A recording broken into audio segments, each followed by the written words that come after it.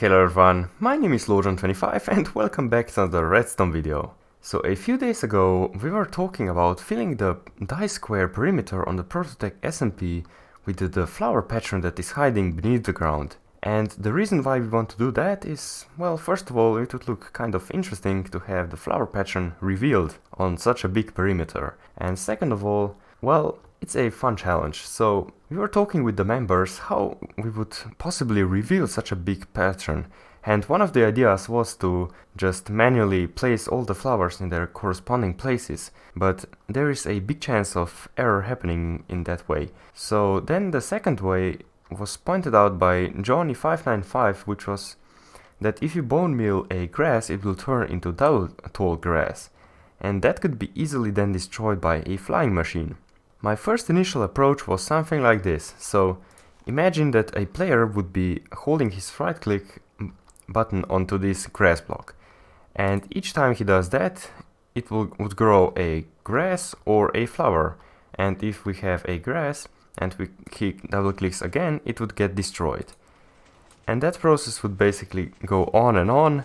So let's see how lucky we are. Okay, so as you guys can see, this is now a flower, and when I hold the right click button, it doesn't do anything. So we have a flower here. But the problem with something like this is that now you have to detect if we have a flower here or a grass. So the only way we could do something like that is either to time it exactly or have something like an AND gate which would detect that the player has bone milled the area, but this hasn't retracted in a certain amount of time. And because I didn't feel like doing something like that, because we still have to keep in mind that this flying machine has to go back and forward as well as in this direction, so 3 directions of movement and a flying machine that can do all of this, so I gave up on this idea and invented this. So this is just a basic slime block flying machine which will take the player left to right, and each time he'll bone meal the block below him. And if we get a double tall grass, it will get automatically destroyed by those iron blocks over here.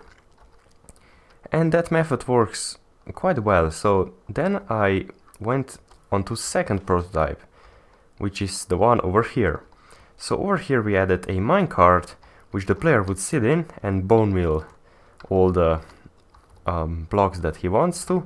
So let's just demonstrate that. Whenever we turn on this redstone line, the player would go inside of this minecart and bone meal all the corresponding places. Now this design was much better than the one before, at least in my opinion, because even if we have something like this, there is a random chance of a flower growing. So I think that it's around 1 in 10 chance of flower growing. Although we would get 100% flower coverage with this design, it would still take a lot of bone meal and would be quite complicated. But with this design we can just have the flying machine pass through for certain amount of times, and then if we get a flower, well, you get a flower, but sometimes there will be still some grass left behind. But that's not really a problem. And over here we still have that simple machine that will push the entire thing forward. So this obsidian line over here is just meant for returning. So if we power this redstone line, the flying machine will start flying backwards. And over here we have 2 redstone lines. The bottom one is to send the flying machine into that direction, and the top one is to send this flying machine 1 block forward. Now let's take a look at this bigger machine. So this is the first big scale test of this machine that we have built over there. The main difference from that machine over there is that this machine over here has also a control unit over here.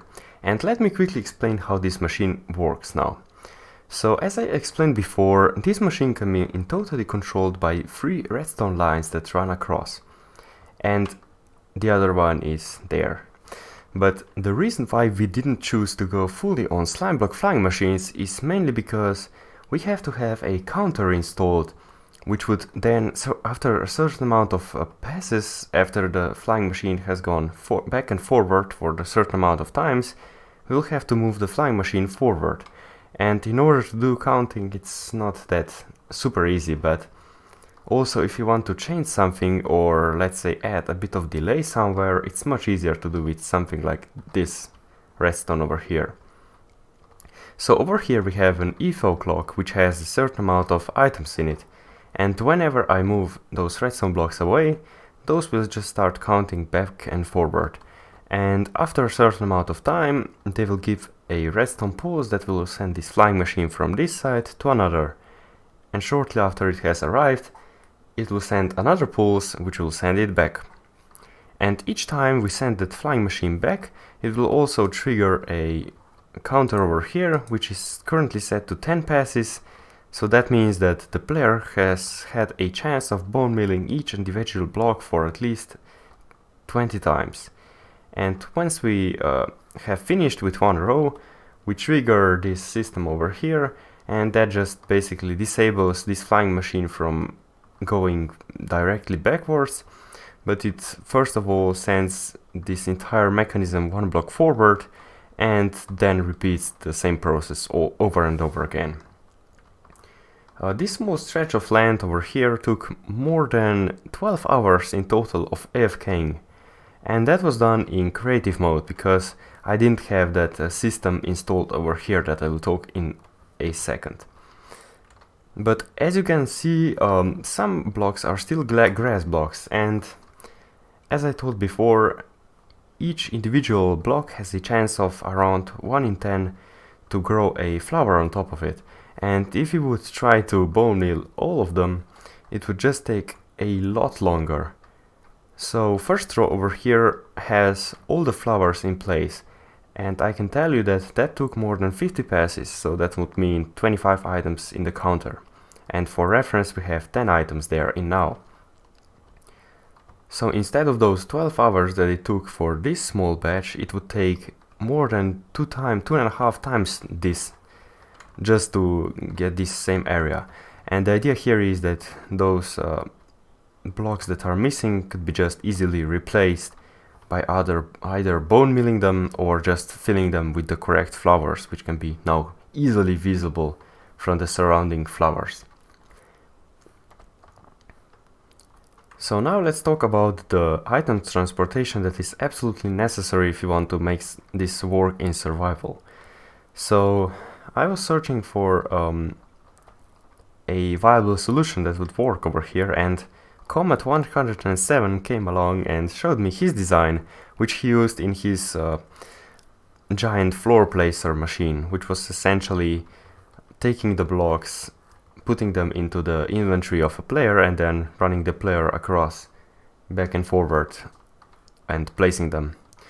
And his design is really quite great. So it uses this path that is consists of pectiles as well as leaves and water streams. So essentially at the end here we have a station that is dropping bone meal at a certain rate. So we have a clock over here that will just align the items to this edge and send them across here. And over here at the end we have a fence that will stop those items that will fall to exactly the right spot.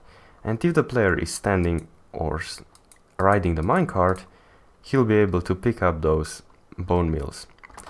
And one disadvantage of this is that if you are dropping the bone meal next to the player, you don't have to worry about this flying machine pushing off all the bone meal that has been dispensed at the wrong time. But there comes another problem.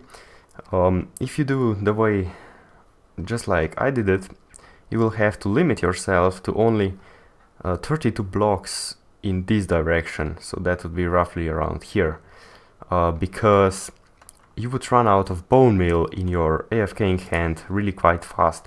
And essentially what would happen is you would eventually pick up some seeds, and that would be then in your inventory for the rest of your AFKing session. So there is also another possibility, and that is to have your entire first row completely empty, and that would then mean that you'd have to switch the inventory places every now and then. That can be easily done but with some programs, but that will essentially extend your reach to all the way over to the other side. Or there is an even better solution that doesn't involve any third-party programs. That would be to just drop all the items directly here into this hole that is getting pushed every time this machine flies. And that would also require a gate or something that would leave the items in whenever the flying machine is here, because otherwise they would just get pushed into this spot by the flying machine. But anyways, that is all I had time for today. I would like to say a huge thank you to Johnny59565 for the original idea of this build, as well as Comet107 who provided that item delivery system, which came in really handy. This is all I had time for today. Thank you all for watching. This has been LordJohn25 and I will see you in the next video.